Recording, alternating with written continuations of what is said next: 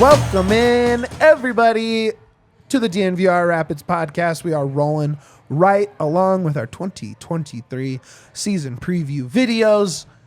I'm Mitchell Carroll, as per usual.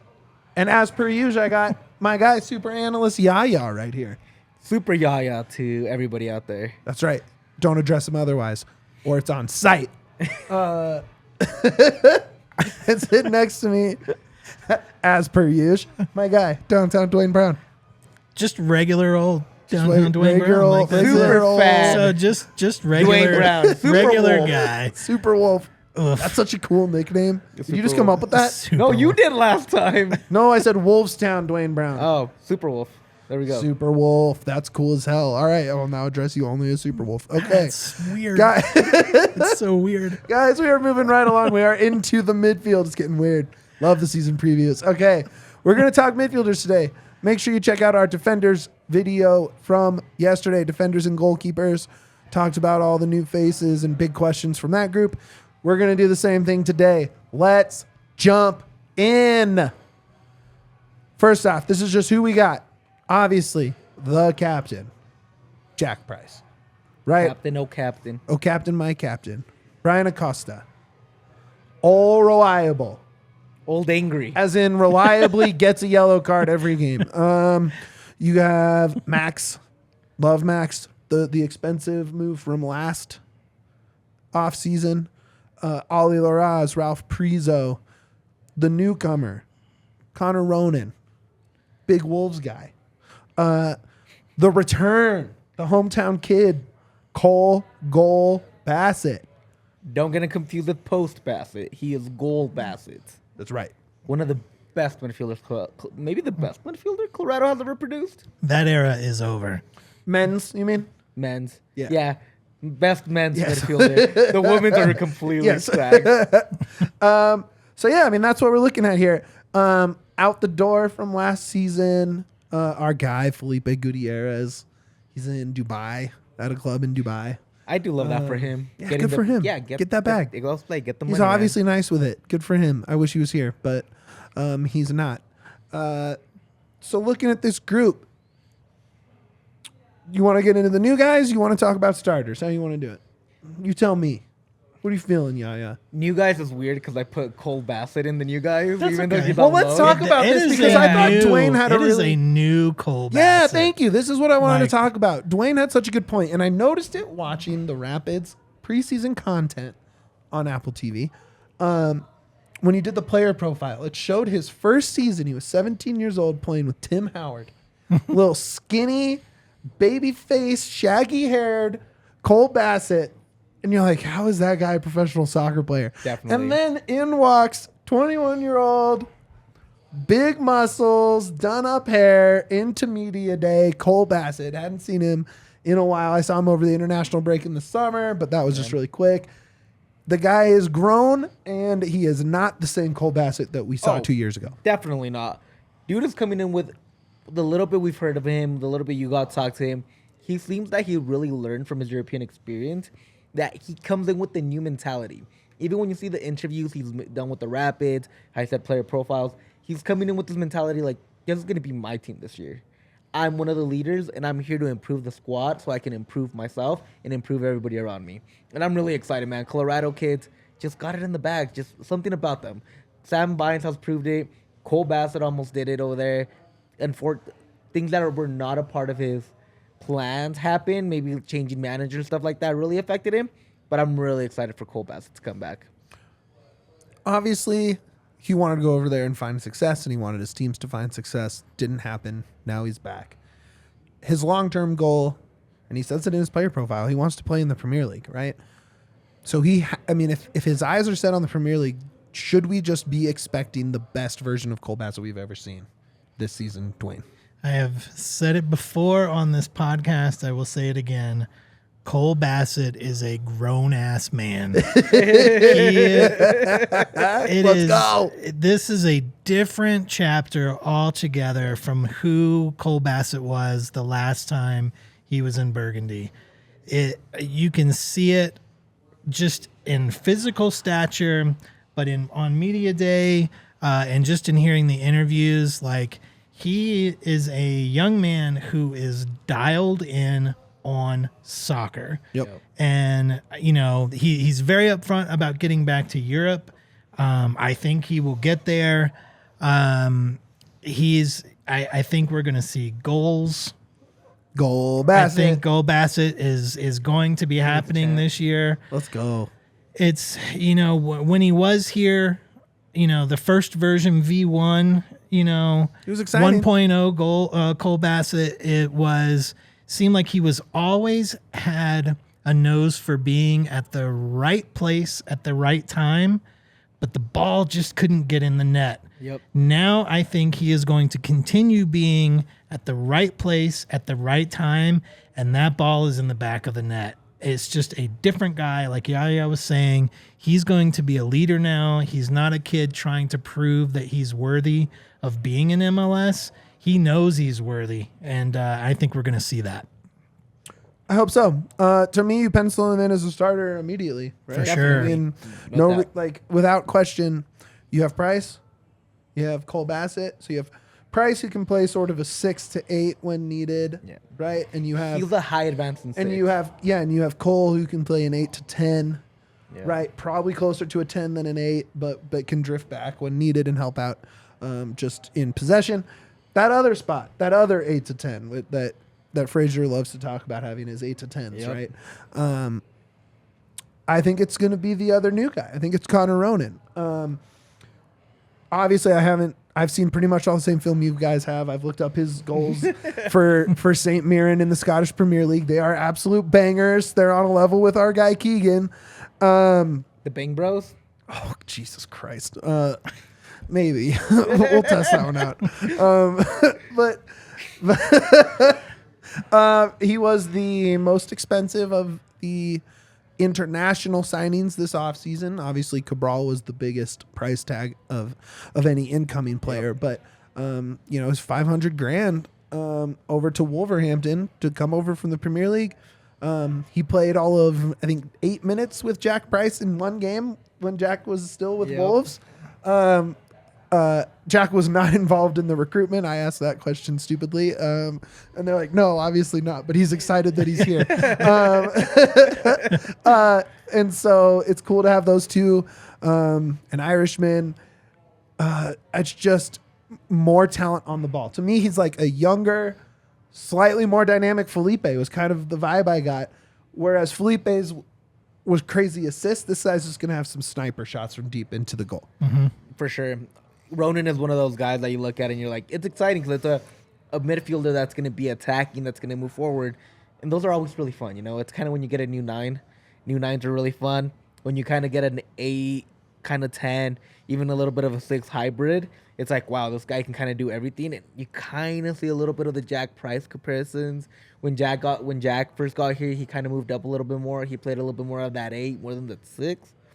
So I look at Connor Ronan and I'm like, this guy is the heir apparent to Jack Price. Whenever he wants to hang it up, Connor Ronan's going to take his place and just keep going with it. It's interesting. So this bench, and it's interesting you said that because I think it leads us right into our bench conversation here. To me, the always obvious heir apparent has been Ralph Prizo. Yep. Right? As like that true bulldog at the back of the midfield who can slide back to a center back in transition when needed. Can allow the Keegans and the Gersbacks and whoever else is on the outside to rush forward in offense. Connor just seems to be able to fit any of those spots. So when you look at the bench, obviously I thought Acosta frustrating, right? How many times in our post-game shows last year was it really frustrating to talk about the game that he had? When I look at it in the aggregate, though, now, I thought he had a pretty decent season. Oh, definitely, Like, all the way. plugged some holes when the ship was leaking. The anger to me was always the anger. It was never his play. It was more the anger he brought to the pitch. And it was clear that was my biggest issue with him last year. But I know Duane might have other thoughts about Acosta there. Yeah, well, I agree. He was our former Acosta, who was also a bit of an angry guy, but just dialed up to 11. Right. So Right. it was a little more anger than we had with Kellen. So, you don't want both as a fan or a team to see a bunch of cards getting thrown out because it hurts the team. So that's certainly a concern there. But, like Mitch said, there were some holes that were filled. And I also think a lot of that frustration was just the frustration in general with Price being out and just the state of affairs that we had in the midfield last year was just... It just seemed like a reason to be frustrated for almost every game, not because of any one player, but just because of the situation, And so maybe Acosta took a little more heat than he needed to from me and from Yahya, because it could be situational for sure. He brought the fire of 3 players because they were all injured. But it is an interesting bench situation because you've got a few players that are sitting there that all could step in and be really good in different situations, So For sure.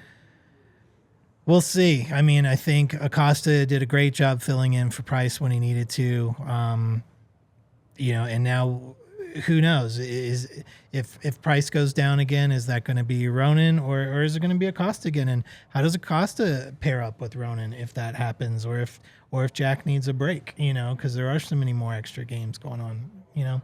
I think he could step in and still do that kind of mid-level leadership role that he had to do last year. One name we haven't really been able to talk about yet, and I think is a really important name to this midfield because he ended the season so strong, is Max. I was hoping you were going there. We haven't That's even why I brought didn't him say up anything. yet. I was like, well, I'm not going to jump on Mitch to introduce I'm Max. a Max guy. I'm a Max guy. He finished the season in just light years better form Oh, definitely. than where he came in. It was like watching a gazelle trying to figure out how to walk before the lions ate him at the start, right? Like, it was tough. He did have a goal in CCL when it was 0 degrees. I don't know how that happened. That's crazy. He when you think made about that game go to penalties. Yeah, basically. but man, it took until August for him or September to get on a score sheet with an assist. Yeah. Right? Didn't score a goal last year in almost 900 minutes. But, okay, we just said Brian Acosta, if he is on the roster, is going to play, right? Like, he's not going to start, but he's going to play. Obviously, we just said Ronan, Bassett, Jack Price are your starters. Okay, so is it time? Is Priso going to see minutes? Is Max going to see minutes? Is Ali Laraz going to shock the world and get up there and beat those guys for minutes? That's the worrisome thing to me. Now, obviously, we have Leagues Cup. Obviously, we have the Open Cup, right? Now, I say obviously, but Frazier hasn't won a knockout game with the Rapids, so maybe we don't really have the Open Cup. Maybe there aren't extra games for these guys to get minutes. There's extra games. Spoiler alert. It's happening. The thing is that Max is kind of that you bring him in, he comes in for Cole Bassett and Ronan. Okay. So you have a guy that can play the 8, the double 8, move into that 10 role if needed. You have Priso who can come in and play that 6 in case Acosta has an accumulation of yellows, as we know he likes to do. You also have Ali Laraz that could also play that double 8 if needed. The thing is, Jared, shout out, man, I love you. You say this isn't stacked, but this is good quality competition. I think so too. It's stacked for the reason that maybe they're not Premier League stacked, but it's still talented players that are actually at a possible starter level fighting for 3 spots possibly. And that's very interesting. I don't think the Rapids have had that in a very long time. And if you bring in all that quality, all it's going to do is sharpen iron. Iron sharpens iron. You bring in Max, you bring in Ronan, you bring in Ollie, you bring Cole. Those are 4 8s that you can play that can play the 10. Yeah. That is really impressive for a team to have. Well, and Porg always says his goal is to have, in practice, 11 on 11 MLS quality. Right? Yep. That's what he wants. And they're as close as they've ever been. Just on a side note, speaking of Acosta Yellows, I found the game thread from Austin, from the end of the season Austin game last year. The tweet says, Rapids now have 90 yellows on the year, tied for the most in club history. There are a few prime candidates still on the field to break the record. LOL. And then I said, Acosta must be salivating at the chance to get the 91st yellow for the Rapids. It didn't happen. They only tied the club record last year. I will expect that number to go down. All right, let's get into it. It is time. One big question. Duane Brown. We're going to start with you. This is unexpected. I think my question's going to go with Max. Whoa. Shout out. My question, the thing to remember with Max is he's only 21 years old. He is super young. So my question is, can he find the back of the net this year? That's where he struggled last year. I hope so. But again, think about it. The kid is the same age as Cole Bassett. He's not been afforded the same opportunities as Cole has had, going to Europe and coming back. So he's still developing. He had all of last year to kind of try it out, get real close on some goals. Is this the year that we see him come on, maybe as a consistent sub later in the game? We know we like to play altitude to our favor, where he comes in as a boost of energy, and is he the guy who's going to find the back of the net unexpectedly more than we thought he was going to be that guy? Love that. Yeah, let's go to you. What's your one big question for this midfield? My big question is, what does this midfield look like with a healthy Jack Price? Woo! Captain, my captain. Is Boy, finally howdy, back. I want to see that. It's so good. It's going to look so good. We missed so many games of it last year. It's so hard to remember. This dude is like all-star caliber level for the MLS. He doesn't get chosen because he's in the Rapids, but he might be a top 3-6 in the league. He's literally that good. You No, missed I him agree. all last year, and now you're getting him back. But this midfield is even more talented than it was in 2021. It's more. It has more players, more I think youth. it's more talented than it was in 2020. Exactly. You're getting this player now that has matured, knows the league better than ever before. It's going to be healthy because he's had a whole offseason just trying to get back out to the pitch.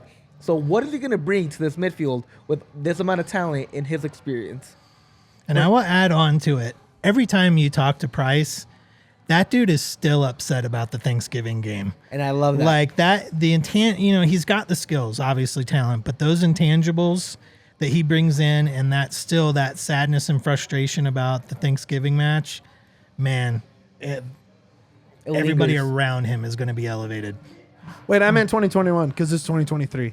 And that's what you said. It's okay. Don't worry. Yeah. It's still more talented than 2020. So you're good. Yeah, well, obviously better than 2020. Duh. Okay. My big question Let's hear it. for the Rapids midfield in the year of our Lord 2023 is this the year that we get Priso minutes? Wow. And when do we get those minutes? Everyone, I see it on Twitter. I see it in the comments. What was the point of getting him in the K trade if we're never going to play him? Well, because we have a guy named Jack Price. Jack. We have Brian Acosta. And yeah, maybe Ralph has a higher ceiling, which subjective. But objectively, there's a lot of vets in front of him, right? Yeah. And yes, he's a dog. Yes, he has talent. Can he put that together in practice? Can he put it together in his limited opportunities, whether that's Open Cup, whether that's hope his first opportunity isn't at Leagues Cup because that's a ways away. But can we finally get the dog unleashed and get more Priso time? Yeah. Honestly, to me, the more Priso stays with the Rapids, the better it is for him. Because that means they're planning on making a lot of money off of him when they sell him out to Europe. Well, and he's learning from Jack Price. Exactly. So I think the Rapids are not just thinking about this year, but they're thinking about 2 years from now. What is he going to look when he's 21? And what is he going to be like? What jersey are we buying from like Barcelona, Man U? Like, is he going to be out a Casemiro era parent? Exactly. Whoa. Is he going to be in top 5 division in 2 years? Like they call him the Canadian Casemiro. They call him that. Yeah, it's true. They probably do. We just haven't heard it around these towns. Well, we're starting it here at least. All right, guys, that's our big questions, and that is our midfielder preview. Stay tuned with us. Look out for the attack preview coming out tomorrow. Check out our defense preview. Check out the live show. We got a lot going on to preview the season, and it is right around the corner. We will see you soon.